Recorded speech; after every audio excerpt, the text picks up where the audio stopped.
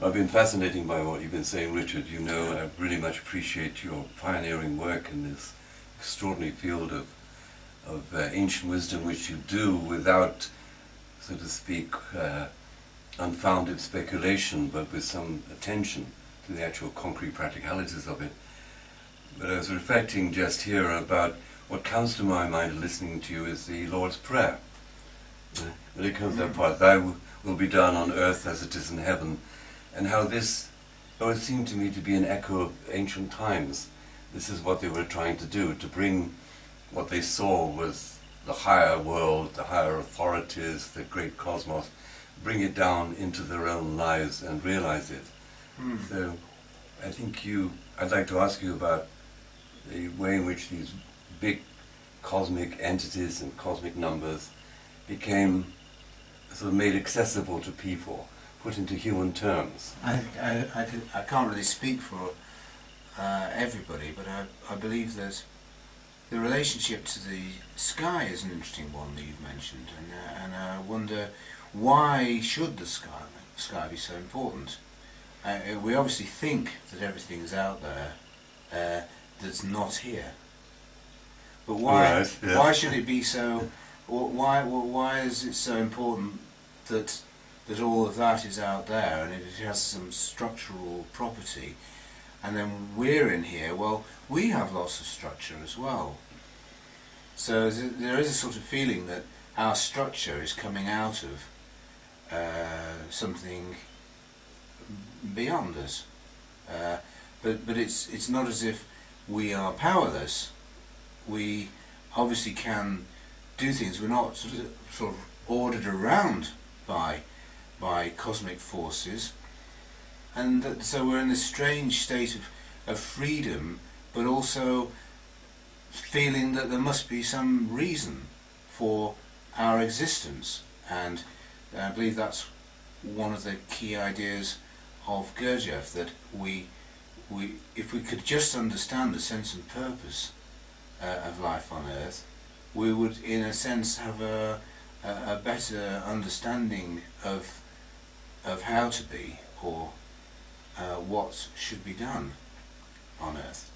So I've been very interested in focusing on this idea that what we need to have is an explanation as to why the world should have been created. Now, if you don't want to think that there has to be a reason, then you're in the modern condition, because there doesn't have to be a reason, and indeed that is a state of freedom, where there doesn't have to be a reason, so we can just go on making up our own lives independent of sacred symbols or thoughts or speculations, that there is not just a little man up in the sky, but there is some reason why an organized experience such as we are having had to come into existence, and then we are somehow caught up in it. Mm-hmm.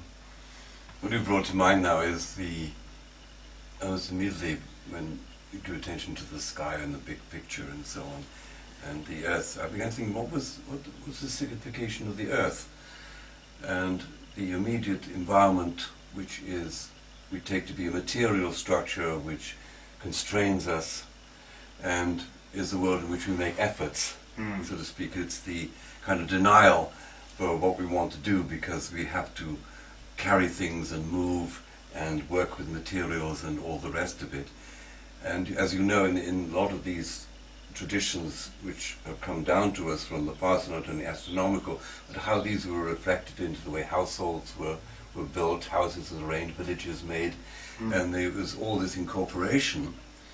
But there is this kind of third factor, and about life itself, which you just alluded to. This realm which Bennett called the realm of the vital energies, the autonomous, the self-seeking, how there's always been the picture that this is a little spark which begins to emerge and then grows and evolves and almost in the sense dominates everything. It's the whole universe is to become alive. In your talk, remember, you talked about how you begin to get individualized will, and that's life. Hmm. That's the course of life, It not is. the big pattern, not the limited pattern, but life itself. And so, how did this, I mentioned things like the way in which households were arranged and art forms were done, but in terms of number, we come back to this very limited picture, I think you've got some insights into the way in which the simpler numbers became, I say, more functional, more powerful in dealing with the large scale and the complex. So it became handleable. Right.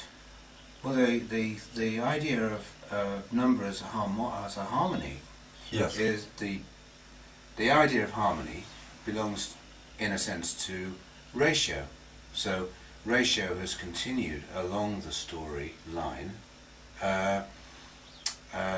not very clearly in stories, but in the megalithic understanding of ratios between planets, and that things ought to be compatible with each other. And this is a very big idea in society, that compatibility, you can have diversity, but in a larger society you definitely need to have compatibility between that diversity, and in a sense legislation or rules or norms or taboos. Even biological societies offer taboos to avoid inbreeding, for instance, and and these are natural productions. So John Michel was very clear about this idea of an enchantment that occurs in societies that have adopted a concept of sacred compatibility between elements.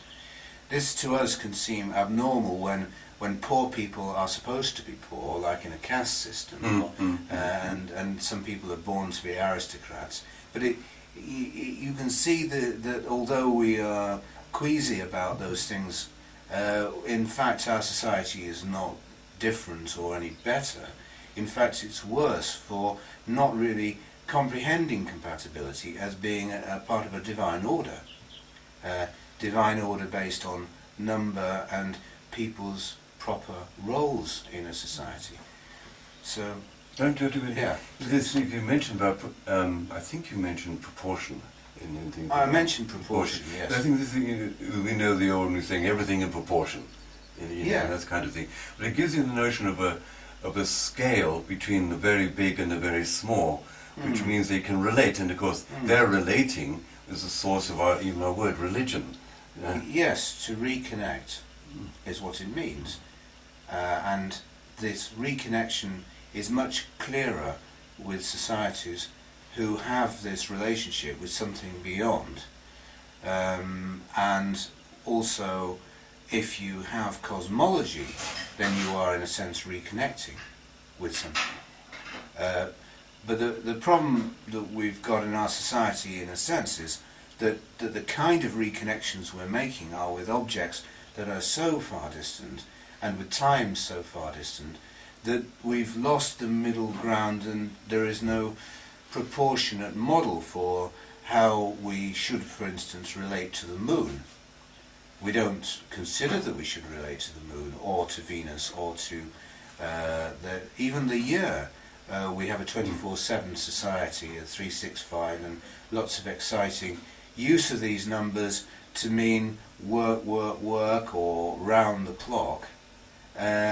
So in proportion isn't according to any sense then of normality, and it can throw out people's biological rhythms. But yeah, I suppose I think one of the appeals of I call it this way, traditional systematics, as before by Mr. Bennett, was that it dealt with these relatively simple numbers, the 3, the 4, the 5, the 6, or the 7, because the people could feel they could handle that a degree of complexity, whereas a lot of the things which are being emergent in the modern world, which you've got just at the bottom of your circle of the epochs, and there's this terrible, square root of 2, that's right. Point of maximum, I don't know what, is that things have these larger numbers or more complex numbers, and so these human size appropriate numbers are not available. I think, for example, about 2, 3, 4, you can easily imagine a group of 3 people, or 5 people, or 7 people, because it's like a family. And so it's all accessible to us. And there's, I think, a kind of nostalgia in the systematic, so going back to an era where things were simpler in that way. Well, yes. I think there are difficulties in systematics because of its second order and first order connectivities, and it becomes pretty meaningless over 12 particularly, and possibly even below that. It is very hard work if you were to pursue it all slavishly, what it all means. But the great thing about the 12 is that it gives a level of order where you have 3 4s and 4 3s, and they're symmetrical. And so there are things that happen with this presentation of number that that in a way correspond to our heart and our minds, that we can see properties of aesthetics appearing. Okay. And I think that this supports us. We don't have to look at the whole diagram in order to sort of feel that the whole diagram is there. And 12 is a traditional number, you know, for the gods, for the knights searching for the Grail, for these, and it's the 12 semitones of the octave. 12ness, and also it's a way in which the land was organised from a sacred centre, and so this feeling of wanting to organise the world is now considered superstitious. Yes. Yeah, because it doesn't seem to have any foundations for which science can apply proof.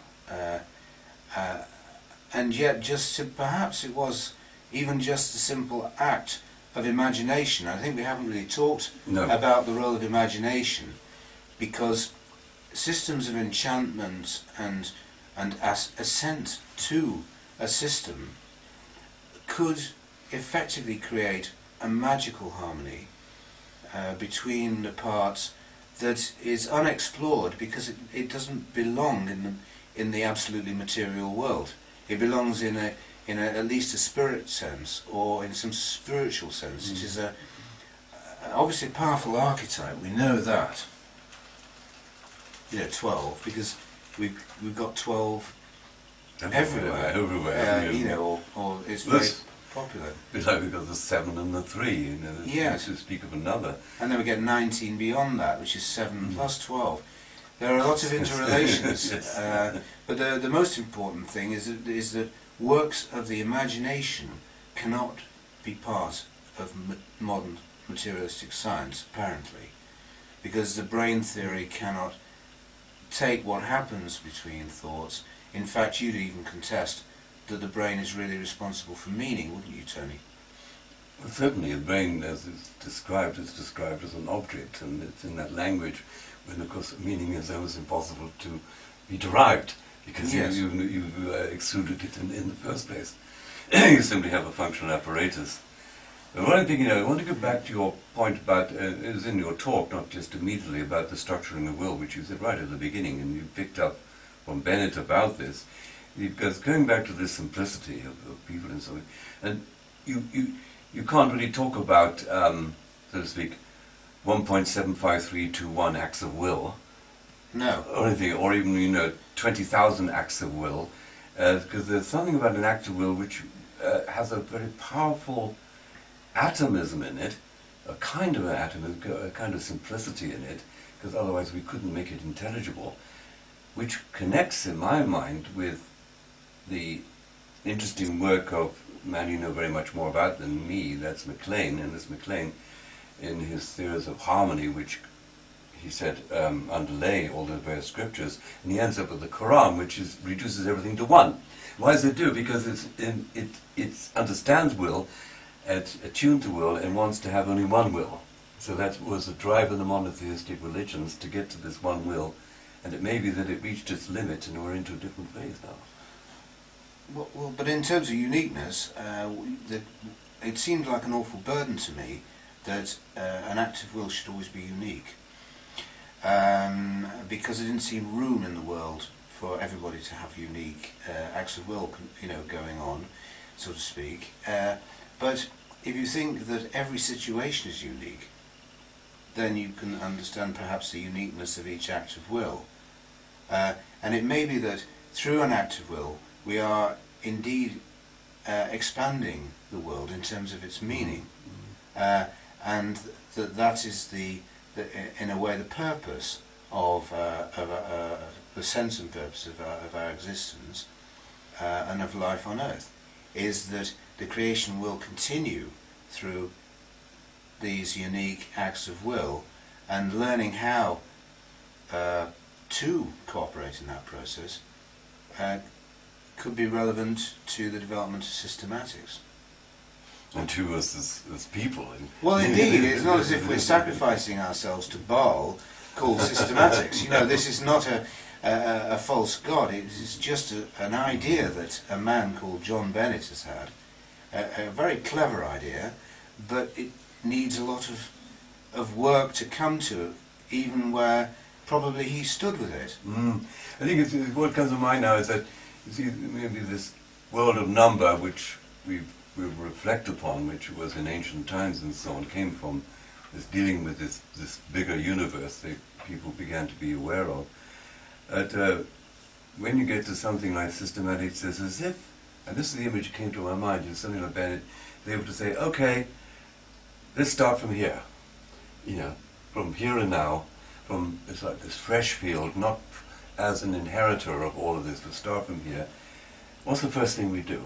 And he began to think in that way, and so you get this notion, he was led to, of course, of a progression into this greater complexity, whereas historically it's been all this involvement in all of that above, yes, which came down into the numbers, and so they're archetypal, they're powerful, they're traditional, and so on. But yes, he tried to start again. You could argue that it's part of a movement to emancipate us from the cosmic will as the dominant metaphor for how we enact our will. Yes. That would be reasonable. Yes. And then, therefore, atheism and the assault upon the pagan world and everything could have a kind of awful meaning and truth that there's been an attempt somehow to stop us continuing to worship the old gods, and to find acts that we can be creative in. Now you brought to mind an image of the reading about what is beyond the sky. What came down from the sky, in my picture of things, is what I think Bennett called the universal individuality, the demiurge. That's all you can get for the demiurge. And something came in, supposedly, well, they claimed it was so, with the monotheistic religions, who say, okay, we're bypassing the demiurge, we're getting to something deeper, or another order, a transfinite thing. This was still a finite world. And so you get the cosmic individuality, you get ideas of redemption, and you get addressing this particular thing you mentioned, which struck me just now. He said, how could we deal with it? Everybody has a unique will. How could it's so terrifyingly complex and unknown? But I think that's the sort of thing which is addressed by the cosmic individuality, and I think he was searching for also. He being right. We have a, how to say it, in the epochs. He didn't actually mention this, but I think a feature of the epochal picture, which relates to our discussion, which is really about the modern age and the relationship with the old one, is that, as it's known, as an epoch goes through its cycle, to make a next epoch is as if the old epoch has to die. The king is dead, long live the king. And so the nature of mind at that time, at the end of that epoch, or for that epoch, has to go, has to die, because there's only so much room. Well, it's also described as the waters start to well up from the earth and start to drown in one sense or another. Like we may be drowning in in globalization, maybe, or Yeah, some sort of very sense good. like this. Drowning in information. Which is the opposite. Could become the opposite of individuality. Yes. And so the other component to this is that some super individual is therefore appears in myth as a processional hero who will steal fire, and this fire in some way will destroy the water, and this fire has to be stolen from heaven. So, I did try to discuss Gurdjieff's role as a quasi avatar in some sense, that he was perhaps his real work was not just what people thought he was doing for them, but he was actually trying to just bring about a type of vision with his cosmology and the relevance and the sense and purpose of life on Earth, in which people would know the sense and purpose or come to it, and find out that there were in fact cosmic beings. That there were. There really were. There really were cosmic beings, and that the energies and things that are associated with the work are in fact part of becoming an individual, which is very much Bennett's theme then. And so the work on oneself had its aim to become something that could aid the God who will not intervene in the creation. And to do that is a bit like having a D-Day invasion, you know. I mean, how do you manage to get life on Earth, intelligent life develop, and then that intelligent life becomes suitable to somehow help the common cosmic father to creator, rather, to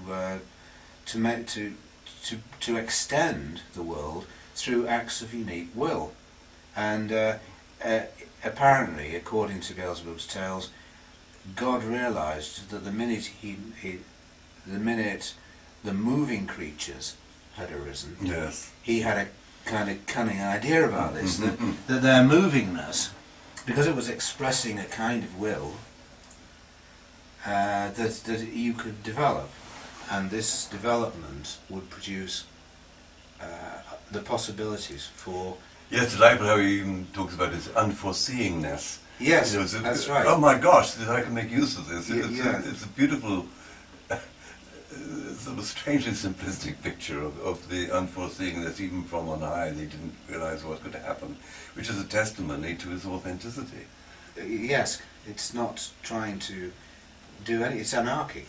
It's anarchic, it breaks the rules. As well as that film made of Arthur and Merlin, the early Excalibur, when Merlin seeing what Arthur does, he said, "What is this? This wasn't in the prophecy. What is he doing now?" And it was so symbolic for me of just the kind of character you were saying. And always the old authorities which carry the wisdom are those who have to be bypassed. You have to cheat the system in order to realize the point. Well, Blavatsky even implied that in fact the prophets of one age become the tyrants of another. Exactly, they sure do. Yes, absolutely, they kind of do. And you've also mentioned uncertainty, unforeseenness, and this is a strong theme of hazard, that you cannot make existence do your bidding without encountering uncertainty. That is right. That is right. Yeah. It was a very, very strong idea for Mr. Bennett. He always regretted not being able to communicate it to people, because he appears to have, in a sense, been a throwback to this earlier period of embracing schemes from the sky. Right. You know, the Father. Yes. The God, the Father in heaven, you know, dictating it down. And I think instinctively he felt he was after something different from that, which accepted this taste, this immediacy of experience, and, as I alluded to before, capacity to start all over again, afresh, and not have a rerun. And so again, your diagram was so striking that you put us always you put yourself on a very interesting point. But just at that turn, you know, from all this inheritance, from all this effort and wisdom from the beginning of agriculture, and not alone what went before, all that's accumulated and gone through to reach us, and now it's as if we have to turn everything on its head. Although what's come out also is perhaps it always feels like that. Yes, I think this is We're true. always at the turn. Wherever we are the turn. Yes. Because we're here, so it must matter that we're here. Yes. And the other thing that's of interest is that John Bennett almost appears to have deliberately chosen not to adopt the traditional idea of procession for his epoch system. Yeah, that was true.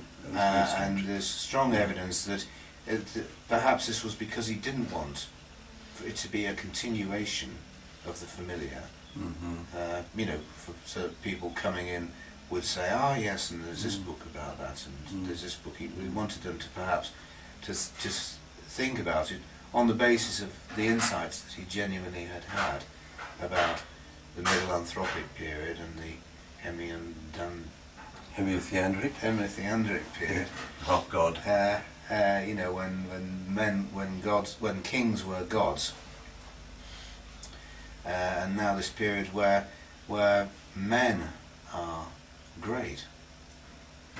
Which we hopefully believe this is being superseded by something else, which we can hardly give any name to. We gave it the name the Synergic epoch, and in my own writing, I point out that the term synergy came into theology as a heresy. The idea that Yes. man could cooperate with God, because the very traditionalist view was that man couldn't cooperate with God, not because he was against God, but because he was so inferior, whatever he did had little significance. And so you can see definitely right from the beginning, Bennett went back to the 12th century and said, "I'm all for the synergists." Yes. Because it means we do matter. It doesn't matter how small we are, we do matter. And I think this changes, you know, it changes number. And like you mentioned, the billions of people on the planet, all these vast numbers we deal with today, there's something about it we're dealing with just at this point, you know, this colossal evidence of our total insignificance in the universe. Together with a maximum arrogance in terms of technological power, together with the whole insignificance of one out of billions. One out of billion for an individual, the crisis with us and the planet and other forms of life. It's as if it's all coming together in one great kind of crunch point, but it's this thing which he held to in writing this, which is a completely astonishing hypothesis. He actually said the acts of will, as you imply, we do, matters for the whole universe. I mean, in terms of your story, Richard, I think in terms of starting with the astronomical people reflecting the skies and so on to this point, I mean, it's an astonishing story. It is, of course, but you cannot make people astonished. You know, this is something to do with an act of will itself. Yes, it is. Every act of understanding has to be itself a unique act. You can't force it on other people, otherwise it's just functional information. Right.